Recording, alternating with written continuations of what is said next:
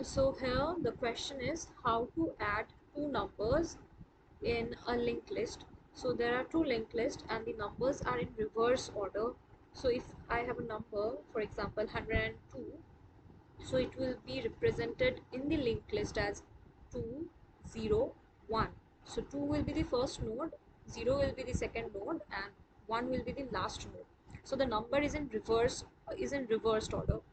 So we will be given two numbers like that, and we have to add those numbers and return another linked list which will also be in reverse order. So for example, if I have two linked lists representing two numbers 50 and 60, for example, so the sum will be 110 and I have to represent it as 011.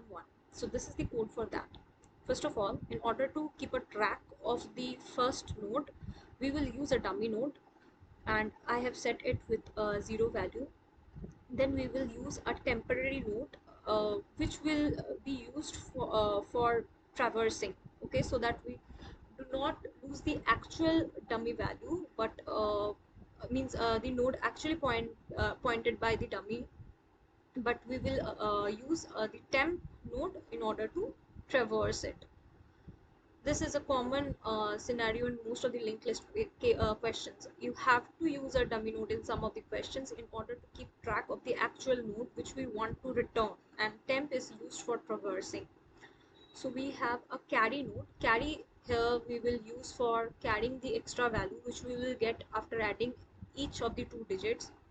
So the first case will be if the first we will be given two nodes here, the nodes of the head nodes of the two numbers which are represented by the linked list. So this is L1 for the first linked list and L2 for the second linked list. These are pointing to the head. Now if L1 is not equal to null, or L2 is not equal to null, or the carry is not equal to 0, then we will go inside this while loop and we will have a sum variable, and inside the sum variable first of all we will try to add the carry. Okay, even if carry is 0 we will add that.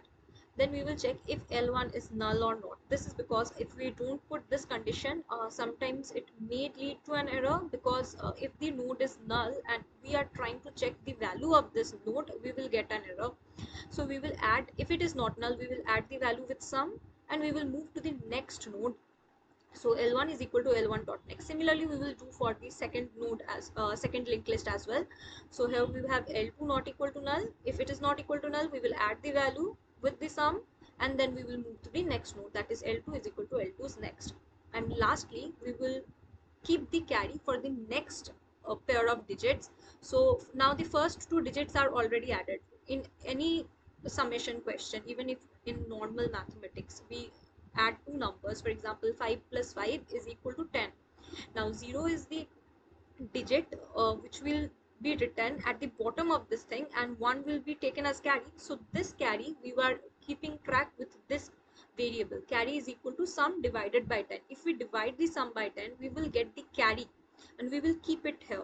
And temp dot next is equal to new list node sum modulo 10. Now why sum modulo 10? This will give me the last digit, that is the 0 which I gave in that example. 5 plus 5 is equal to 10, so 0 will be written at the bottom. So that 0 is kept in track with this line of code, and that 1 which is in carry is kept in track with this line of code. Carry is equal to sum divided by 10. Now we are, this will be the first node of my linked list which I am trying to return from this function. So this will be the first node of the linked list, while this will be the last number, last digit of the number which I am trying to return. I will try to return a linked list, but the linked list will contain the number in reverse order that we have to return.